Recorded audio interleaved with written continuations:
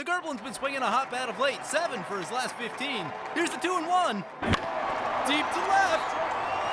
That ball is gone. The crowd loves it. I've never heard this much generic Goblin noise. Hey gang, using the promo code MTGMudsta, one word, all caps, will get you 10% off orders of $10 or more at Flipside Gaming, Original Magic Art, and orders of singles at Multizone. If they don't have what you're looking for, you could check out TCG Player and use my affiliate link to help support the channel. Looking for a way to bling out your deck and not spend a fortune? Alter Sleaze can help with that, and you can help with the channel at the same time by using my affiliate link. Or, if you're looking to join the Goblin Gang, you can always support me through Patreon. Hey gang, just so you should know, Multizone is giving you the chance to win $100 in store credit. All you have to do to enter to win is use my promo code on an eligible order during the time period of February 15th, 2021 to March 1st, 2021, and you'll be entered to win. It's one entry per household, so good luck and have fun. Hey gang, and welcome back. Today's game is another one filmed with the Punt Squad through Discord, and once more, I don't have enough wherewithal to be able to start recording hands, and we just jump into the game. Omar wins the die roll and starts us off. Omar plays a Godless Shrine tapped and passes to Adam. Adam plays a Forest, and he taps it to cast Wild Growth onto it. I play a Spire Garden, which comes in untapped, and I then cast a Chrome Mox, exiling Beastmaster's Ascension and passing to Scott. Scott plays a Forest and casts Findhorn Elves. Omar plays a Needleverge Pathway side of his pathway, and then pays 2 mana for Nyxbloom Ram. Adam plays a Stomping Ground, taking 2 so it'll come in untapped. He then plays a Commander's Sphere and passes. I play a Forest and cast Cultivate. I go to find a basic for the field and one for my hand. Scott plays a Reflecting Pool and taps 2 mana for Aquarian Elves. He then passes to Omar. Omar plays a Blood Crypt and remembers he gains 1 from the Ram before passing to Adam. Adam plays a Forest Return and taps out completely for Pako, the Hasty Pupper. He goes to combat, swinging his commander at me, and we all exile our top cards. He gets 4 non-creatures, which means he puts 4 +1/+1 counters onto Pako. I then get hit for 7 commander damage, and Adam passes. I draw and play a Taiga for turn. I tap 5 mana for Xenagos and pass to Scott. Scott drops an island for turn and casts Kiora's Follower. He still has enough mana for a Heart Warden and then passes to Omar. Omar gains 1 from his Ram and plays a Swamp. He then plays out Bruce Tarl, giving the Ram Double Strike and Lifelink, but then just passes without even attacking with his 0/5. What a mistake! Adam draws and plays an Oracle of Moldiah in his main phase and reveals off the top of his library a Relentless Assault. He goes to combat, swinging Pako at Scott this time. We exile our top cards again, all of which are non-creatures, and Pako gets another 4 +1/+1 counters. Scott decides not to block, and boldly takes the 11 commander damage. Adam then reveals his top card, passing turn. I play out a Forest in my main phase and cast Prossh, making 6 Kobolds of Care Keep as I cast my commander. Prossh that enters, and I have the chance to take Adam out at this point, but that'll cost me all of my tokens, and then leave me wide open to both Scott and Omar. I decide not to, and instead go to combat, putting the Xenagos trigger onto Prossh. I then hit Adam for 10 commander damage, and pass to Scott.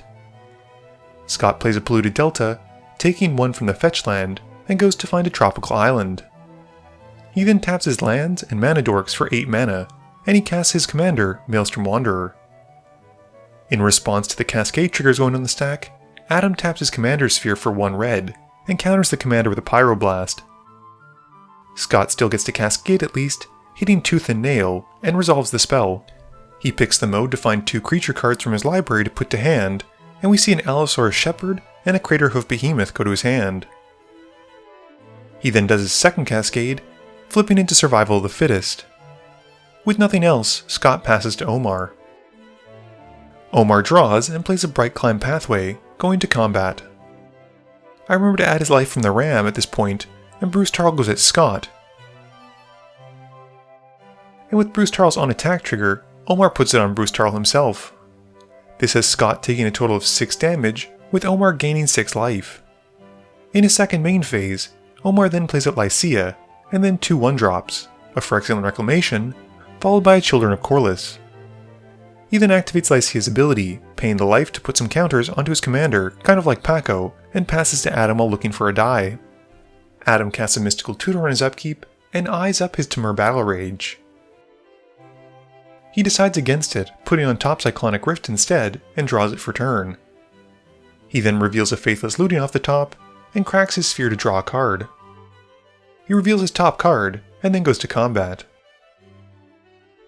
With Pako swinging, we exile our top cards, and he hits another 4 non-creature spells, giving Pako 4 more +1/+1 counters.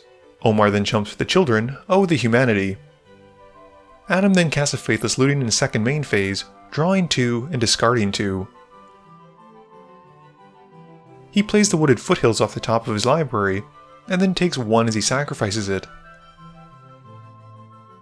He goes into his library to find a Volcanic Island, and then plays an untapped Steam Vents, taking 2. Adam then casts Haldan, and once Haldan's resolved, he casts my Stolen Mana Crypt from exile. He then passes to me. I draw and play a Stomping Grounds, taking 2. In my main phase, I cast Diabolic Intent, sacrificing a Kobold token to go and tutor for a card to hand. Adam doesn't like this though, and counters it with a Fierce Guardianship.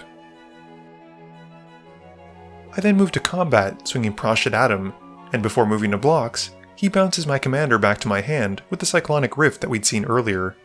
With nothing else, I pass to Scott.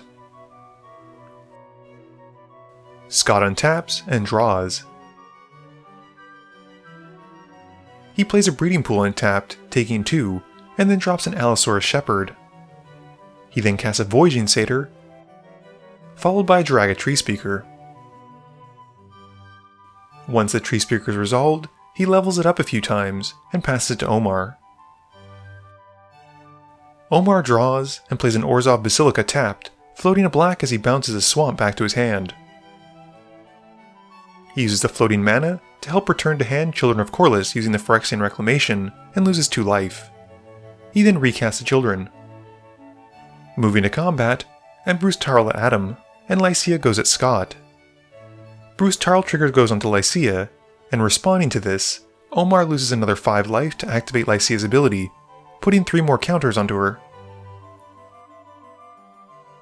Scott then blocks Licia with a Draga Tree Speaker, and Omar only gains life off of Licia's first hit, since the first hit from the double strike eliminates the elf completely. Adam also takes the hit from Bruce Tarl, and Omar passes. Adam untaps and rolls for my Mana Crypt trigger. He avoids the 3 and draws for turn.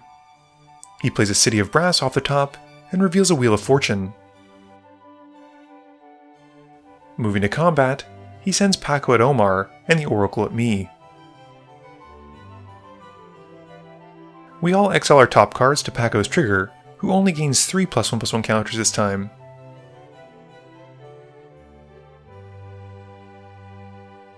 Omar then blocks with his Ram, and I take the 2. In his second main phase, Adam plays a Mana Confluence off the top of his library, and then casts an Exploration. This lets him play his third land for turn, which is Scott's Misty Rainforest, which he'd exiled thanks to Pako. He then cracks it, losing 1, to go and find a tropical island from his library as well, and puts it to the field. Adam then taps some mana, casting the Wheel of Fortune that was exiled with the fetch counter on it thanks to Haldan being out. With the spell in the stack, I tap my creatures and lands to cast Court of Calling. I go and grab Perforos, putting him to the field. 5 mana then gets Adam a Time Warp, and he takes 2 from tapping his Mana Confluence and City of Brass to cast out Lightning Greaves. He equips them onto Haldan and moves to his extra turn.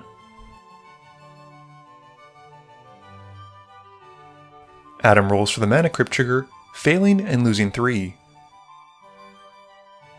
He goes to combat once more, swinging Pako at Omar. We exile off the top again, and this time hit 3 more non-creature cards. Omar blocks with the children once more, and Adam then moves to his second main phase. He taps enough for Seize the Day, and moves to his second combat step. He swings Pako again, but this time at me. We exile our top cards, exiling another 3 non-creature cards, and Pako gains 3 more +1/+1 counters. Pako connects because I overtap my creatures, wanting to give myself flexibility earlier on in what I found with the Court of Calling. I get taken out, and Adam then moves to his additional main phase, playing the now revealed island off the top of his library. He then flashes back Seize the Day, and this time, moving to combat, goes at Scott with Pako. They exile their top cards, with Adam adding counters as appropriate. Scott blocks the Voyaging Satyr, and we move to Adam's next main phase, with him taking 2 to cast Relentless Assault, and gains another combat step. He goes with Pako once more at Scott, and they exile the top again. Scott then blocks with the Allosaurus Shepherd this time, and Adam passes. Scott activates the Survival of the Fittest at the end of turn, discarding Devoted Druid and tutoring up Momir Vig to hand. Scott then untaps and draws for turn. He plays a Verdant Catacombs and sacrifices it, losing 1 to find a Taiga. He then casts his own Mana Crypt and then a Soul Ring. Scott then taps enough for Momir Vig and has 1 floating still. He untaps a Soul Ring with Cura's Follower and realizes he's sadly off by 1 to recast his commander. He then drops an Orcish Lumberjack and then casts a Wild Growth onto his breeding pool. Scott's trying to get as much toughness as he can on the board, and we see a Boreal Druid, with him then passing to Omar. Omar plays out a Vampire Nighthawk in his main phase, and then plays a Plains. He brings out Sorin, Lord of Innistrad, and upticks him to make a friendly vampire token. Omar then activates Licia's ability, losing 5 life to give her more +1/+1 counters before passing to Adam. On Adam's upkeep, he takes 2 life loss to the Phyrexian mana cost of casting a Noxious Revival. He puts Relentless Assault on top of his library, and then draws it for turn. He reveals off the top an island, and plays it. Moving to combat, Pako goes at Scott, and they exile their top cards. Scott declares he'll block with everything, and before moving to damage, Adam casts a Temur Battle Rage on Pako. This is more than enough to take out Scott's creatures, and then take him out with a Trample Over / Double Strike damage. Adam then moves to his second main phase, and we see him casting the Relentless Assault that he returned earlier. And he pays 3 mana to cast an Exiled Beast Within to destroy Licia. This gives Omar a 3/3 Beast, but that's not a lot of toughness to soak up the massive Pako that's about to swing at him, and Omar agrees that Adam's got the win. Game review time. I think there were exactly 2 points in this game that could have changed the outcome. The first being had I killed Adam when I had the chance with Prossh. Now, I kind of mentioned it in the game, but by doing so, it would have cost me all of my Kobold tokens and left me completely open. I've played against Scott enough times to know that as soon as he hits 8 mana, Maelstrom Wanderer is coming out, and typically he gets at least 1 piece of value out of the 2 Cascades. And considering he was about to have 8 mana on his next turn, I really wasn't willing to risk it. The second failing of the game was the fact that Omar and I didn't draw any kind of spot removal. Scott doesn't run a lot of interaction in his deck, but I know that Omar and I both have quite a few pieces of single target removal, not to mention board wipes. I would assume this is why Adam countered my tutor since he was afraid of me dealing with his board state. All that being said, I did like the fact that Pako got massive, because that just seems funny to me. Please be sure to tune in every Monday and Thursday at 11 AM Eastern Standard Time for a guaranteed new video. You can also follow me on Twitter at MTGMudsta. You can find me on Facebook at facebook.com/mtgmudsta. And lastly, you can check me out when I stream at twitch.tv/mtgmudsta. This video is brought to you in support by my patrons. If you're looking for a way to help out the channel, please be sure to visit the link below. Thank you all for watching this video, and don't forget, friends are just opponents you haven't eliminated yet.